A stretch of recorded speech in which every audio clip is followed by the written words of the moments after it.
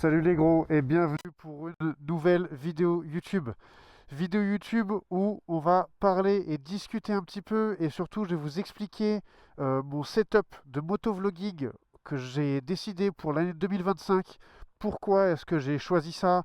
Pourquoi est-ce que j'ai choisi euh, cette caméra? Pourquoi est-ce que j'ai choisi ces réglages? Quels réglages j'ai fait? Si ça peut en aider certains.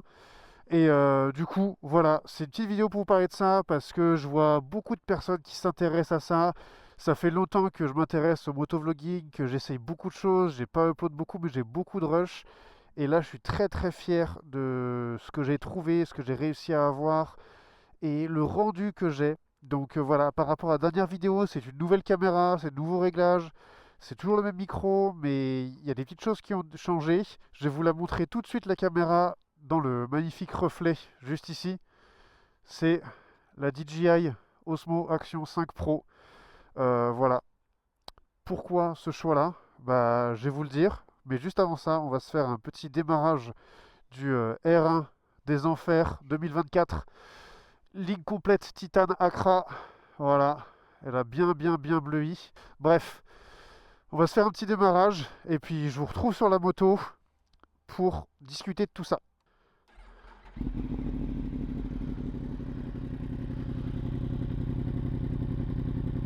Ah là là.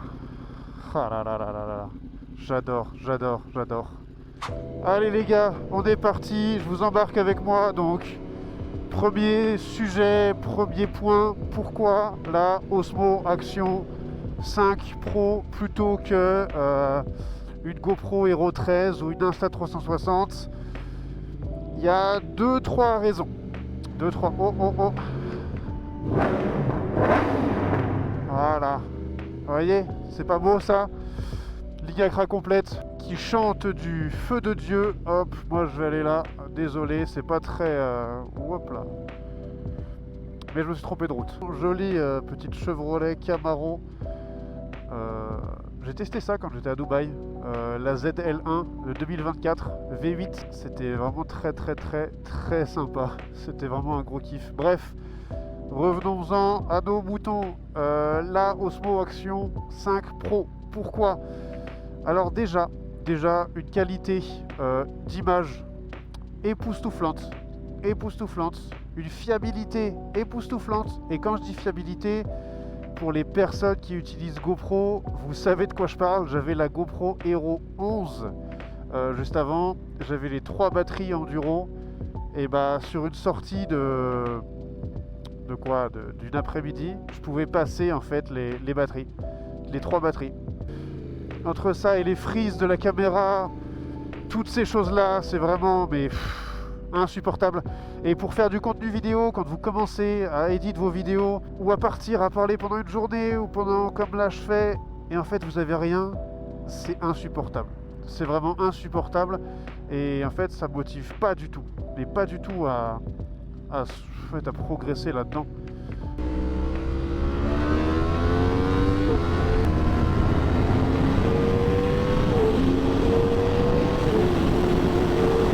Pourquoi cette caméra? Pardon, désolé, j'ai vu une grande ligne droite, j'ai pas pu m'empêcher d'accélérer un petit peu. Qu'est-ce que tu fais? Putain, c'est truc de fou ça, ces gens. Alors les batteries, oui, les batteries.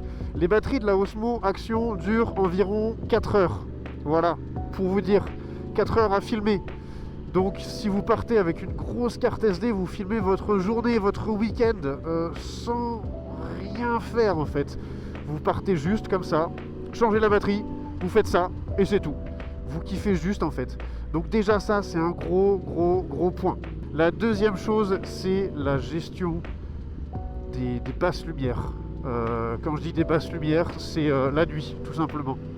J'ai pas encore pu tester en basse lumière, en basse luminosité, mais il y a une vidéo qui va arriver très vite sur YouTube ou sinon sur mon Instagram. C'est le même nom, Tryfon, TRYFXN. Là il y aura du Night Ride, il y aura des choses comme ça et vous pourrez voir la différence en fait de qualité entre une GoPro par exemple la nuit et la DJI Osmo Action 5 la nuit. C'est vraiment époustouflant. Et c'est vraiment ouais, époustouflant, il n'y a pas d'autre mot. Autre point pour lequel j'ai choisi cette caméra, le son. Le son, il y a une gestion du son qui est assez intéressante, assez bonne en motovlogging. Le micro n'a pas changé de la vidéo d'avant. La seule chose que j'ai rajouté, c'est une bonnette, un dead cat, ce que vous voulez pour atténuer le son du vent. Mais en fait, c'est déjà la caméra en elle-même a une gestion du son qui est vraiment propre à elle-même. Une gestion bien différente du son par rapport à ce que vous allez avoir avec une GoPro qui va être directement soit gérée en RAW, soit en stéréo, soit... J'ai jamais trop compris les réglages. Je sais pas si ça a changé depuis la 11, mais en tout cas, je sais que sur la 11, j'étais pas du tout satisfait du son. Alors que sur celle-ci, déjà, on branche le micro, on filme, et c'est déjà incroyable. Là, en plus, ce qu'on peut rajouter, quand vous branchez un micro avec le petit adaptateur, pas besoin d'acheter tout un média mode ou des choses comme ça, juste un petit adaptateur sur le côté, vous avez la possibilité en fait de régler le gain du son. Moi je suis réglé actuellement en -8, il fait qu'on entend un peu la moto, on n'entend pas le vent, ou pas trop le vent, et on entend bien mon son de voix assez isolé et très clair en fait. Avec le micro, c'est un Movu IMC 400, un truc comme ça, AMC 400. C'est la même chose que le MyMic, sauf qu'il doit coûter 35 € à peu près sur Amazon, et il fait vraiment le taf. Petit truc, il est un peu plus fragile, donc à manier avec précaution. Maintenant, pour ce qui est du réglage d'image, je suis actuellement, vous voyez, il fait un peu nuageux, il faisait beau en partant, mais là, un peu nuageux. Je suis sur un Filtre SD 8. Pourquoi un Filtre SD? Qu'est-ce qu'un Filtre SD? Je vais vous expliquer ça dans 2 petites secondes. 4K, 25 images par seconde. Alors, du coup, pourquoi le filtre SD? Pourquoi le 25 images par seconde et pas 50 images par seconde? Vous me direz.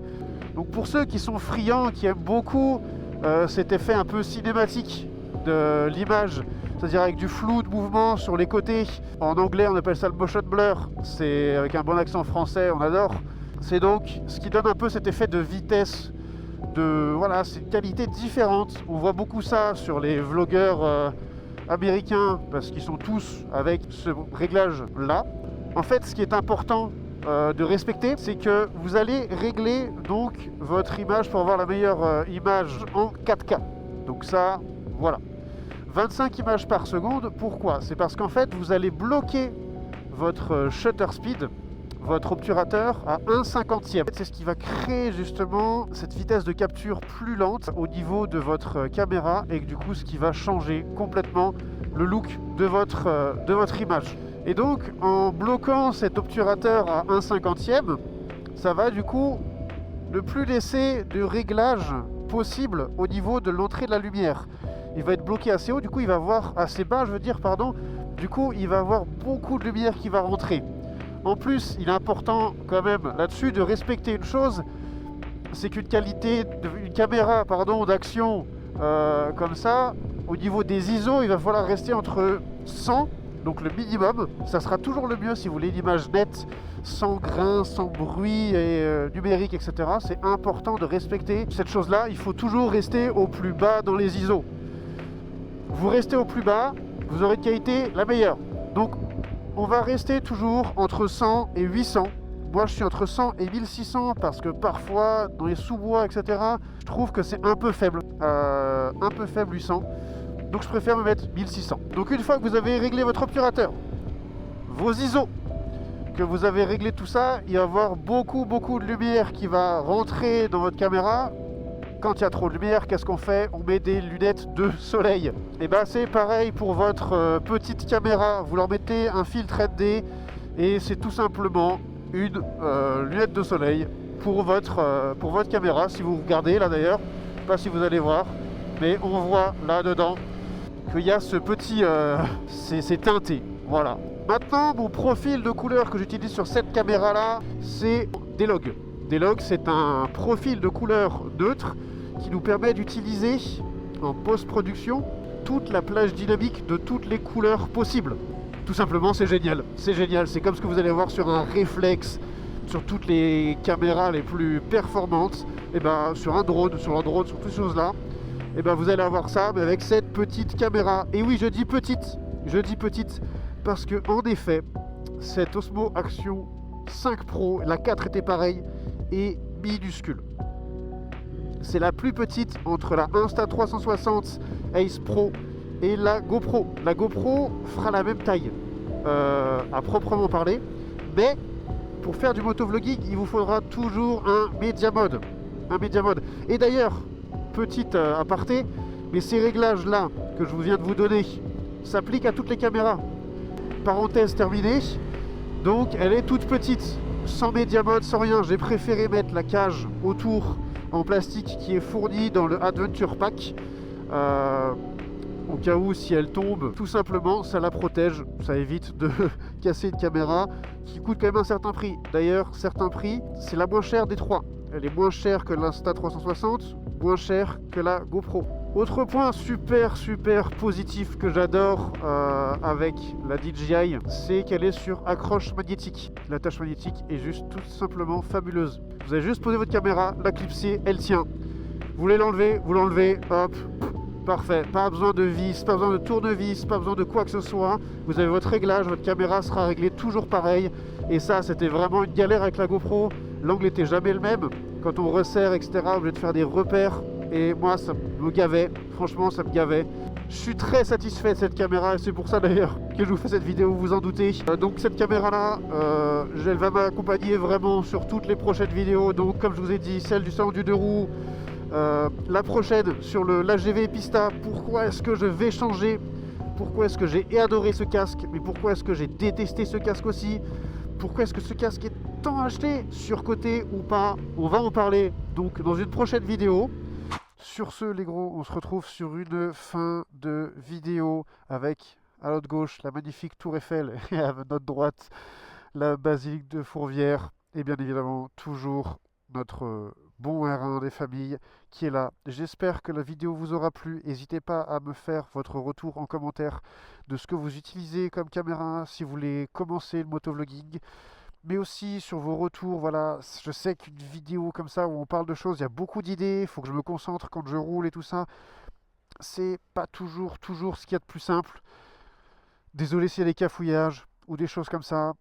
Je m'améliore avec le temps. En tout cas, c'était un plaisir pour moi de vous parler. Si vous avez des questions, n'hésitez pas à venir me les poser sur Insta. C'est le même nom que sur YouTube. Il est juste ici. N'hésitez pas à me les poser sur Insta, je réponds à tout. En attendant, on se retrouve pour la prochaine vidéo. Je vous fais de gros bisous. Prenez soin de vous. Bye.